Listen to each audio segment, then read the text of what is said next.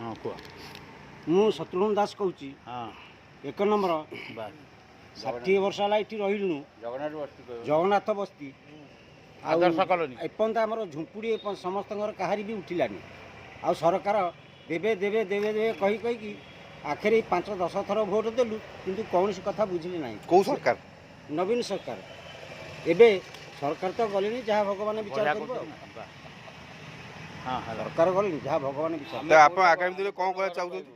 ଆଗାମୀ ଦିନରେ କ'ଣ କରିବାକୁ ଚାହୁଁଛନ୍ତି କିଏ ଆପଣ? ଆଗାମୀ ଦିନରେ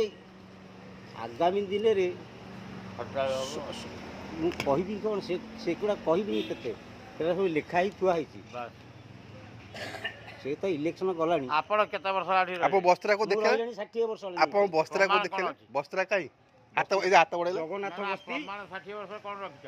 ଜଗନ୍ନାଥ ବସ୍ତି। ପ୍ରମାଣ 60 ବର୍ଷ କ'ଣ ରଖିଛ? ପ୍ରମାଣ ହଁ ପ୍ରମାଣ କିଛି ସେମିତି କିଛି ନାହିଁ। ସେମିତି ନାହିଁ ତ କେମିତି ଜାଣିବେ ଯେ ଆଉ 60 କ'ଣ ବର୍ଷ ଟିକେଟ କରିକି ନା ରଖିଥାନ୍ତି? ନା ପ୍ରମାଣ 60 ବର୍ଷ ଯଦି ପ୍ରମାଣ କ'ଣ? ହଁ ତମେ ଯଦି 60ରୁ ଅଧିକା ଥା ହଁ। କି 60ରୁ କମ୍ ଥା ତାହେଲେ ଗୋଟେ ପ୍ରମାଣ ଥିବା ଦରକାର। ପ୍ରମାଣ ଆମର ଅଛି, କାର୍ଡ ଫାର୍ଡ ସବୁ ଅଛି। ନା ଯଦି କାର୍ଡ଼ ହିସାବରେ ତାହେଲେ ଦେଖେଇ ପାରିବ। ଚାଉଳ କାର୍ଡ, ଅମୁକ କାର୍ଡ, ଢିଙ୍କି କାର୍ଡ ସବୁ ଅଛି। ଚାଉଳ କାର୍ଡ଼ ଚାଉଳ କାର୍ଡ ନାହିଁ ସେ କ'ଣ 60 ବର୍ଷ ହେଲାଣି? କିରେ ଆହୁରି ଆମେ ଆମର ତ ରେକର୍ଡ କିଛି ନାହିଁ। ଏ ସମସ୍ତେ ତ 60-50 60 ବର୍ଷ ରହିଲେ ଇଏ ନାହିଁ, ତ ସମସ୍ତେ ଅଛନ୍ତି।